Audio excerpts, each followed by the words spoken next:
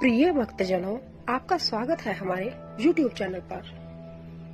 जय श्री कृष्णा भक्तजनों, आज हम इस वीडियो में आश्विन मास के शुक्ल पक्ष की पापुंशिका एकादशी का महत्व और कथा का श्रवण करेंगे।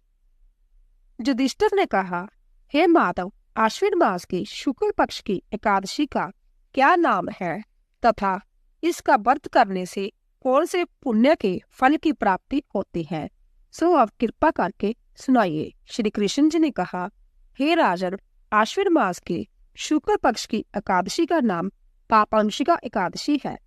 इसका व्रत करने से मनुष्य सब पापों से मुक्त हो जाता है। जो कोई पापी मनुष्य भूल चूक से भी इस एकादशी के दिन व्रत करता है, उन्हें जम की यातना नहीं सहनी पड़ती। और जो कोई मनुष्य विष्णु भक्त होकर शिव जी की निंदा करता है अथवा जो शिव भक्त भगवान विष्णु की निंदा करता है, वह नरक में जाता है। एक सहस्र अश्वमेध यज्ञ तथा 100 राजसूय यज्ञ का फल इस एकादशी के फल के 16वें हिस्से के बराबर भी नहीं होता। अर्थात एकादशी के व्रत के समान संसार में दूसरा कोई भी व्रत नहीं है तथा एकादशी के समान विश्व में कोई अन्य पवित्र तिथि भी नहीं है। जो मनुष्य जब व्रत नहीं करते, उन्हें हर समय पाप घेरे रहते हैं। इस एकादशी के व्रत के करने से मनुष्य को स्वस्थ शरीर और अति सुंदर स्त्री तथा धन धान्य और अंत में स्वर्ग की प्राप्ति होती है। जो भक्तजन इस एकादशी के व्रत में रात्रि को जागरण करते हैं, उन्हें बिना किसी रोक टोक के स्वर्ग की प्राप्ति होती है। इसका उपवास करने से मनुष्य 10 पीढ़ी पिता की, 10 पीढ़ी माता की तथा 10 पीढ़ी अपनी स्त्री के कुल की उद्धार कर देता है और वह मनुष्य विष्णु का वेश धारण करके तथा सुंदर कीमती आभूषणों से युक्त हो गरुड़ पर चढ़कर विष्णु लोक को जाते हैं। जो पुरुष पापंशिका एकादशी के दिन स्वर्ण, तिल, भूमि, गौण, अन्न, जल, खंडावा, बस्तर, छाता आदि वस्तु का दान करते हैं, उन्हें जमराज के दर्शन नहीं मिलते। निर्धन मनुष्य को भी यथाशक्ति कुछ दान देकर कुछ पुण्य अवश्य ही संचय करना चाहिए। जो मनुष्य तालाब, बगीचा, धर्मशाला, प्याऊ, अन्न क्षेत्र आदि बनवाते हैं, उन्हें जम की यातना नहीं मिलती। वह लोग इस लोक में स्वस्थ दीर्घायु वाले तथा धन धान्य से पूर्ण होकर सुख भोगते हैं तथा अंत में स्वर्ग लोक को चले जाते हैं। हे राजन, इन सब बातों का सारांश ये होता है कि जो धर्म करने वाले मनुष्य हैं, उन्हें सुख मिलता है। जो अधर्मी है, उन्हें दुर्गति भोगनी पड़ती है। पापंशिका एकादशी व्रत कथा। विंध्याचल पर्वत पर क्रोधन नामक एक बेहलिया रहता था। वह बड़ा क्रूर और हिंसक था। उसका सारा जीवन हिंसा, लूटपाट, मदपान और गलत संगति में ही बीता था। एक दिन अचानक उसे जंगल में तपस्या करते हुए अंगिरा ऋषि से मिलना हुआ। उसने अंगिरा ऋषि से कहा, मेरा कर्म बेहलिया का है, इस कारण मुझे न जाने कितने ही निर्दोष पशु पक्षियों को मारना पड़ता है।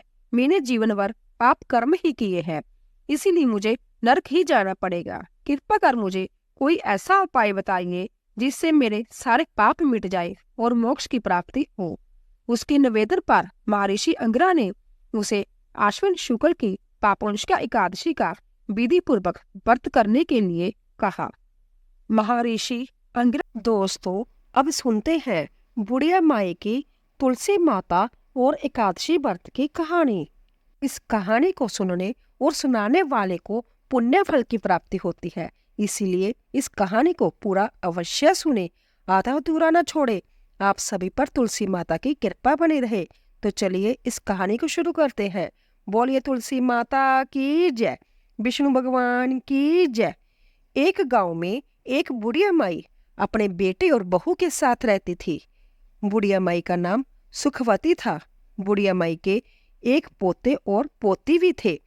सुखवती के परिवार में सब हंसी खुशी रह रहे थे और उनका अच्छे से समय व्यतीत हो रहा था, क्योंकि बुढ़िया माई बड़े ही नियम कर्म वाली थी और वह हमेशा एकादशी का व्रत रखती थी और तुलसी जी का नित्य पूजन करती थी। वह तुलसी जी को नित्य जल देती थी। वह सुबह उठती, तालाब पर जाती, स्नान करती और तुलसी जी की पूजा करती थी।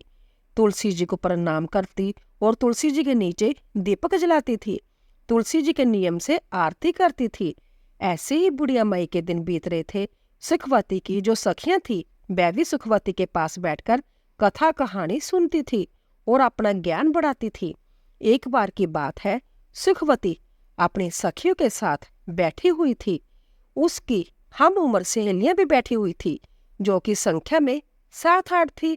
सारे शाम के समय आपस में बातें कर रही थी। तब उनमें से एक बुढ़िया माई से कहने लगी कि सुखवती सखी, हम सोच रहे हैं कि क्यों ना हम लोग द्वारकाधीश चले। द्वारकाधीश की यात्रा करने का बड़ा मन हो रहा है। तो उनमें जितनी भी औरतें बैठी थी, जो कि सुखवती की सखी थी, सब कहने लगी, अरे जय तो बहुत अच्छी बात है, हमें अपने जीवन में द्वारकाधीश के दर्शन अवश्य करने चाहिए। इसीलिए चलो अब की बार हम सभी द्वारकाधीश चलेंगे। जब सब सखियां पूछने लगी कि बुढ़िया माई तुम भी बताओ, क्या तुम चलोगी द्वारकाधीश? उन सखियों में कुछ कम उम्र की भी थी, जो बुढ़िया को माई कहकर बुलाती थी। बुढ़िया माई का द्वारकाधीश की यात्रा करने का बड़ा मन था। इसीलिए बुढ़िया माई कहने लगी, सखियों, पहले मैं अपने बेटे से पूछूंगी और तब मैं आप लोगों को बताऊंगी। बुढ़िया माई घर आ गई। बुढ़िया माई का जो बेटा था वह अपना नौकरी करता था। जब वह शाम को घर आया तो बुढ़िया माई के जो पोते पोतियां थे वह बुढ़िया माई के लिए खाना लेकर गए। तो बुढ़िया माई ने खाना खाने से इनकार कर दिया और कह दिया, आज मेरा मन नहीं है। उधर जब बुढ़िया माई का बेटा खाने खाने लगा तो उसने अपनी पत्नी से पूछा कि क्या मेरी माँ ने खाना खा लिया? तब उसकी पत्नी कहने लगी, देखो जी, आपकी माँ ने आज खाना वापस भेज दिया और कहने लगी कि मेरा खाने का मन नहीं है। जय सुनते ही बुढ़िया माई का बेटा, जिसका नाम मुरली था, वह अपनी माँ के पास गया और जाकर कहने लगा, माँ क्या बात है, आज तुमने खाना क्यों नहीं खाया? तब बुढ़िया माई कहने लगी, बेटा आज मेरा मन नहीं है। तब बेटा बोला, क्या माँ आपकी कहीं तबीयत तो खराब नहीं है? अगर कोई परेशानी है तो मुझे बताओ, मैं अभी वैद्य जी के पास आपको लेकर चलता हूँ। तब बुढ़िया माई कहने लगी, नहीं बेटा, मुझे कोई परेशानी नहीं है, बस मेरा मन द्वारकाधीश की यात्रा करने का कर रहा है। तब बेटा बोला, माँ खुलकर बताओ बात क्या है? तब बुढ़िया ने शाम को हुई अपनी सखियों के बीच की सारी बातें अपने बेटे को बता दी कि बेटा, मेरी 8-10 सखियां द्वारकाधीश की यात्रा पर जा रही है और मेरा भी बड़ा मन है कि मैं भी द्वारकाधीश की यात्रा पर जाऊं। इतनी बात सुनकर बेटा बोला, माँ तो कोई बात नहीं, इसमें इतना सोचने की क्या बात है, मैं तुम्हारी यात्रा पर जाने का प्रबंध कर देता हूँ, तुम यात्रा पर चली जाओ। तो बुढ़िया माई बेटे के मुंह से जय सुनकर बड़ी खुश हो गई और वह अपने द्वारकाधीश का ध्यान करने लगी और वह कहने लगी, बेटा पर मेरी एक और चिंता है।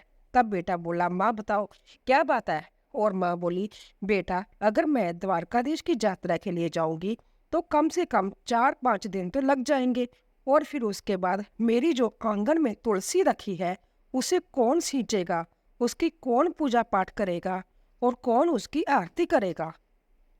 तब बेटा बोला, माँ तुम चिंता मत करो, वह सब तुम्हारी बहू कर लेगी, मैं उससे बोल दूंगा, वह तुम्हारी तुलसी जी की पूजा कर लेगी। अब बुढ़िया माई निश्चिंत हो गई और वह कहने लगी, ठीक है बेटा। और अगली सुबह बुढ़िया माई की द्वारकाधीश जाने की तैयारी होने लगी। बुढ़िया का बेटा अपनी पत्नी से बोला कि सुनो भाग्यवान, मेरी माँ द्वारकाधीश की यात्रा पर जा रही है, इसीलिए मेरी माँ के लिए काजू बादाम के अच्छे से लड्डू बना दो, ताकि रास्ते में मेरी माँ को कोई परेशानी ना हो। जो बुढ़िया की बहू थी वह मन ही मन में सोचने लगी, मुझे तो एक दिन के लिए भी मायके जाने नहीं देती, उनके काम बिगड़ते हैं और अब देखो बुढ़िया माई आराम से 4-5 दिन की यात्रा के लिए जा रही है। चलो यात्रा के लिए तो जा रही है, वह तो ठीक है, अब इनकी पूजा पाठ का काम भी मुझे सौंप कर जा रही है।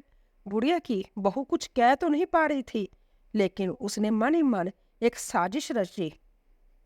उसने अपने पति से तो बोल दिया, ठीक है, मैं माँ के लिए गोंद, गिरी और बादाम काजू के लड्डू बना दूंगी और उन्हें एक डब्बे में भर के माँ जी को दे दूंगी। बेटा तो सुबह नौकरी पर चला गया और जो बुढ़िया की बहू थी उसने क्या किया कि जो तुलसी जी का गमला था जिसमें तुलसी लगी हुई थी, उसमें से उसने तुलसी जी को जड़ से उखाड़ दिया और जड़ सहित उसे एक पित्तल के डब्बे में भर दिया और अपनी सासू माँ को थैली में रखकर दे दी और बोली, जे लो माँ जी, इसमें गोंदगिरी के काजू बादाम के लड्डू है, आप इन्हें रास्ते में खा लेना।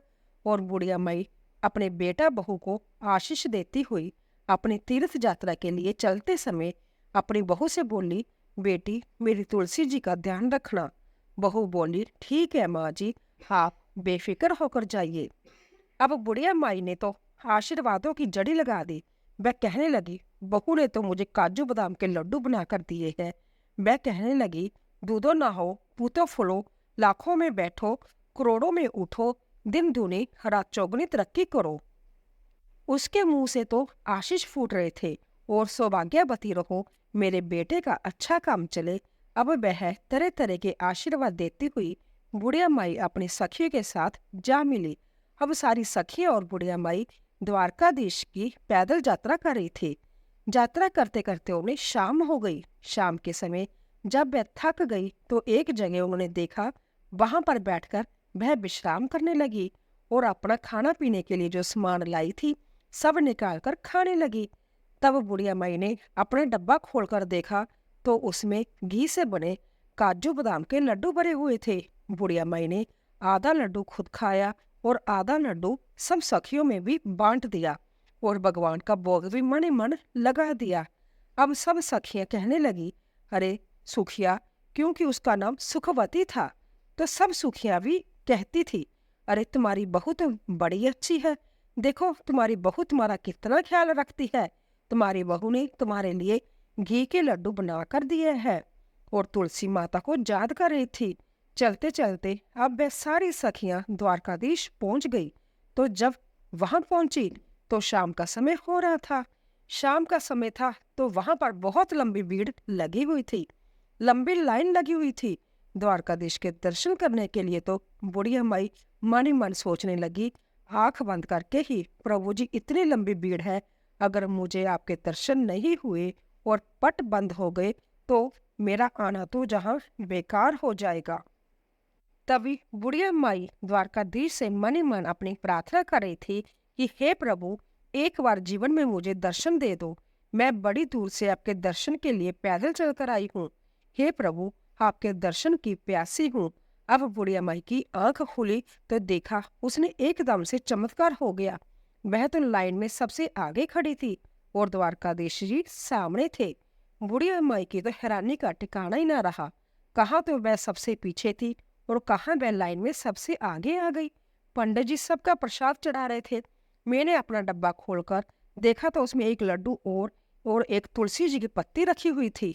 अब बुढ़िया माई वही लड्डू और तुलसी जी की पत्ती द्वारकाधीश को चढ़ाने के लिए, जानी भोग लगाने के लिए पुजारी जी को थमा देती है। फिर मन ही मन बुढ़िया माई सोचने लगी, हे प्रभु, यहाँ तो एक से एक अमीर सेठ आए हुए हैं, महंगी से महंगी मिठाइयाँ लाए हुए हैं, लेकिन मेरी मिठाई का कहाँ नंबर आएगा जो द्वारकाधीश मेरी मिठाई का भोग लगाएंगे। मन में भगवान को याद कर रही थी, हे प्रभु, मेरे भी लड्डू का भोग लगाओ और मुझे निहाल करो। बुढ़िया माँ ने आंखें खोली तो उसकी आंखें आश्चर्य में फैल गई। जय द्वारकाधीश के हाथ में जो लड्डू था, जय वही लड्डू था जो बुढ़िया माई ने भोग लगाने के लिए दिया था, और वही तुलसी की पत्ती थी जो ठाकुर जी के हाथ में थी।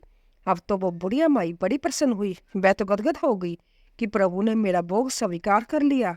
तभी जो द्वारकाधीश जी के पुजारी थे वह सबको प्रसाद दे रहे थे, तो उसने बुढ़िया माई को भी प्रसाद दिया। बुढ़िया माई ने वह प्रसाद अपने पल्लू में बांध लिया और हाथ जोड़ दिए। फिर वो प्रसाद को लेकर सोचने लगी, यह प्रसाद मैं घर लेकर जाऊंगी, अपने बहू बेटे और पोते पोतियों के साथ मिलकर इसका भोग लगाऊंगी और सब ग्रहण करेंगे, क्योंकि यह द्वारकाधीश का आशीर्वाद है। यह सोचकर उसने उस पित्तल के डब्बे में जो भोग था, जो पुजारी जी ने प्रसाद में दिया था, उस प्रसाद को बुढ़िया माई ने रख लिया और बाहर आ गई। बाहर आई तो काफी देर तक अपनी सखियों का इंतजार करने लगी। जो काफी देर बाद उसकी सखी आई तो कहने लगी, अरे बड़ी घबराहट हो रही है, बड़ी भीड़ थी, हमें तो सही से दर्शन भी नहीं हुए द्वारकाधीश जी के, इतना चलकर आए थे, इतनी धक्का मुक्की है, लेकिन वहां हमें दर्शन नहीं हुए। कोई कहती, अरे मुझे तो थोड़े थोड़े से दर्शन हुए हैं, बड़ी भीड़ है। सब अपनी परेशानियां गिना रही थी और बुढ़िया माई मन ही मन मुस्कुरा रही थी। वह कहने लगी कि मुझे तो द्वारकाधीश के बहुत अच्छे से दर्शन हुए हैं और मेरा तो भगवान ने प्रसाद भी ग्रहण किया है। इस तरीके से अब सारी सखियां अपने द्वारकाधीश की यात्रा करके अपने गांव के लिए वापस जल्दी घर पहुंचने पर बुढ़िया माई ने अपने बेटे बहू को आवाज लगाई। बेटा अंदर से आया और माँ के पैर छुए। बेटा को माँ ने बहुत सी आशीर्वादों की जड़ी लगा दी। जुग जुग जियो मेरे लाल, मेरी यात्रा बड़ी सफल रही। फिर कहने लगी, अरे बेटा बहू दिखाई नहीं दे रही, क्योंकि बेटा हाथ में पानी का गिलास लेकर खड़ा था कि माँ लो पानी पियो और आराम से बैठ जाओ। पानी का गिलास जब बेटा लेकर खड़ा था तो बुढ़िया माई पूछने लगी, बेटा बहू कहाँ गई? तब बेटा बोला, माँ मैंने उसे घर से निकाल दिया। माँ कहने लगी, बेटा ये तूने क्या अनर्थ कर दिया? मेरे जाने के बाद मैं जो 4-5 दिन की यात्रा पर गई और तूने पीछे से बहू को घर से निकाल दिया। ऐसा क्या हुआ जो तूने मेरी बहू को निकाल दिया? मेरी बहू तो बड़ी गुणी है। तब वह बेटा कहने लगा, माँ जो तेरी बहू है ना, उसने तेरे साथ बड़ा छल किया। मैंने उसे गोंद और बादाम काजू के लड्डू बनाने के लिए बोला था कि मेरी माँ यात्रा पर जा रही है, और उसने आंगन में लगी तुलसी को उखाड़कर उसकी जड़ समेत उस पित्तल के डब्बे में भरकर तुम्हें दे दिया। अब बुढ़िया माई कहने लगी, अरे बेटा मैंने तो डब्बा खोलकर देखा था, उसमें तो काजू बादाम के ही लड्डू थे और मैं भी खाई और अपनी सखियों को भी खिलाया। तब वह कहने लगा, नहीं माँ, उसने तो जैसे साजिश रची थी। जब मैंने तुलसी जी की पूजा के लिए बोला तो आंगन में तुलसी नहीं थी। तब मैंने उसे पूछा तो उसने मुझे सारी बात बताई कि उसने जो जलन में आकर, क्योंकि माँ तो यात्रा के लिए जा रही है और मुझे मायके भी नहीं भेजती, इसीलिए उसने तुलसी जी को खाड़कर आपके डब्बे में भर दिया। अब बुढ़िया माई कहने लगी, बेटा कोई बात नहीं, बहू ने ऐसा किया है, चलो उसकी गलती, लेकिन उसी के कारण तो मुझे द्वारकाधीश जी के दर्शन हुए हैं। मेरे साथ तो बेटा इतने चमत्कार हुए हैं कि मैं क्या गुणगान करूं। मैं तो भीड़ में सबसे पीछे खड़ी थी, तभी द्वारकाधीश की कृपा से भीड़ में सबसे आगे हो गई। और तो और बेटा, मेरे जो डब्बे में एक तुलसी जी का पत्ता और एक लड्डू था, शायद तुलसी माता की कृपा से ही वह तुलसी जो लड्डू में बदल गई थी और एक पत्ता मेरे लिए इसी छोड़ दिया गया था कि मैं भगवान का भोग लगाऊं, क्योंकि द्वारकाधीश को, ठाकुर जी को तो बिना तुलसी के पत्ते का भोग लगाया ही नहीं जाता। इसीलिए उन्होंने मेरा भोग स्वीकार कर लिया, क्योंकि उस पर तुलसी दल भी था। बेटा मेरी बहू ने चाहे कुछ भी किया, मुझे तो जो बहू की वजह से ही जो जैसे सब चमत्कार हुए हैं और ठाकुर जी के इतने अच्छे दर्शन हुए हैं, मैं तो द्वारकाधीश की दर्शन करके निहाल हो गई हूँ। बेटा तू अभी जा, बहू मायके में होगी, उसे लेकर आ। बेटा अपनी माँ की बात को क्यों टालता है? बेटा जो चल दिया अपने पति को लाने मायके और अपनी पत्नी को लेकर आ गया। जब बहू मायके से घर आई तो अपनी सासू माँ के पैरों में पड़ गई और माफी मांगने लगी। तब बुढ़िया माई कहने लगी, अरे बहू मैंने तो तुझे कब का माफ कर दिया, तेरी वजह से तो मुझे भगवान के दर्शन हुए हैं। अगर तू ऐसा ना करती तो पता नहीं मुझे भगवान के दर्शन होते भी या नहीं। मैंने तुझे माफ कर दिया है, लेकिन हाँ, अगर तुझे माफी मांगनी है तो एकादशी माता और तुलसी माता से मांगो।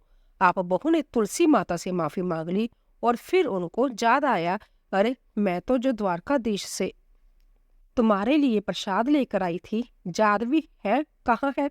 बच्चे आए थे खेलते हुए, कहने लगे, दादी माँ आ गई, दादी माँ आ गई। दादी माँ आप यात्रा पर गई थी तो हमारे लिए क्या लेकर आई हो? दादी माँ बोली, अरे बच्चों मैं सबके लिए वहां से द्वारकाधीश जी का प्रसाद लाई हूँ, सब थोड़ा थोड़ा मिल बांट कर खा लो। अब जैसे ही बुढ़िया माई ने अपने थैले में से वह पित्तल का डब्बा निकाला और उसमें से वह प्रसाद निकालने लगी तो उसमें तो जो लड्डू था वह तो नहीं था, लेकिन डब्बा पूरा हीरे मोतियों से भरा हुआ था। जय देखकर बुढ़िया की बहू बेटा को भी आंखें आश्चर्य से फैल गई। वह कहने लगी, बेटा इसमें तो मैंने लड्डू रखा था, पता नहीं कहाँ से इसमें इतना सारा हीरा मोती और सोना चांदी आ गया। तब बेटा बहू कहने लगे, माँ जय सब एकादशी और तुलसी माता की कृपा के कारण हुआ है। आपकी यात्रा सच्ची थी, आपकी भक्ति सच्ची है, इसीलिए उन्होंने आपको आपकी एकादशी और तुलसी माता की पूजा का फल दिया है। अब तो बहू बेटा माँ के कदमों में पड़ गई। माँ बोली, बेटा मुझे छोड़, तुलसी माता के कदमों में पड़ जाओ। तो बहू और बेटा ने तुलसी माता से माफी मांगी, ठाकुर जी से माफी मांगी। अनजाने में हमसे जो भूल हो गई माफ कर दो। अब तो बहू बेटा भी अपनी माँ की तरह एकादशी व्रत रखने लगे और तुलसी जी को सिंचने लगे, तुलसी जी की पूजा करने लगे। इसी तरह से अब उनके खुशी खुशी दिन बीतने लगे। अब बुढ़िया माई के पास इतना धन हो गया था तो उसने गांव में कई काम कराए, गरीबों की लड़कियों के विवाह कराए। जैसे भी गांव में किसी गरीब को देखती जिसके बस में बेटी का विवाह करने का अन्न नहीं होता था, उसने उसी को धन को बेटियों के विवाह में, कुएं बावड़ी बनवाने में और बच्चों के स्कूल और अस्पताल बनाने में लगाने लगी। जितना बुढ़िया माई उस धन को लगाती उतना ही बुढ़िया माई के घर में और धन बढ़ता जाता। बुढ़िया माई जब तक जीवित रही उसने तुलसी माँ की कभी भी पूजा नहीं छोड़ी, जीते जी एकादशी व्रत नहीं छोड़े। हमेशा वह एकादशी व्रत किया करती, तुलसी सींचती। बुढ़िया माई बचपन से ही तुलसी जी की पूजा करती आई थी और मरने के बाद भी तुलसी माता और एकादशी की माता की कृपा से बुढ़िया माई को मोक्ष की प्राप्ति हुई। बहू बेटा के भी अच्छे दिन थे। वह भी अपने बहू बेटों के साथ खुशी खुशी थे। उनके बच्चों के विवाह हो गए और उनके साथ सुखी जीवन बिताने लगे। हे तुलसी माता, हे एकादशी माता, हे विष्णु भगवान, जैसे आपने जो बुढ़िया माई पर कृपा करी वैसे ही जो जय कहानी सुन रहे हो और जय जय कहानी कह रहे हो उन पर भी अपनी कृपा बनाए रखना। बोलो तुलसी माता की जय, बोलो एकादशी माता की जय, बोलिए विष्णु भगवान की जय। दोस्तों, आपको यह कहानी कैसे लगी कृपया कमेंट बॉक्स में जरूर बताइए। अगर आपको वीडियो पसंद आया हो तो जाने से पहले लाइक कीजिए, सब्सक्राइब कीजिए और ज़्यादा से ज़्यादा शेयर कीजिए। आप सभी का धन्यवाद।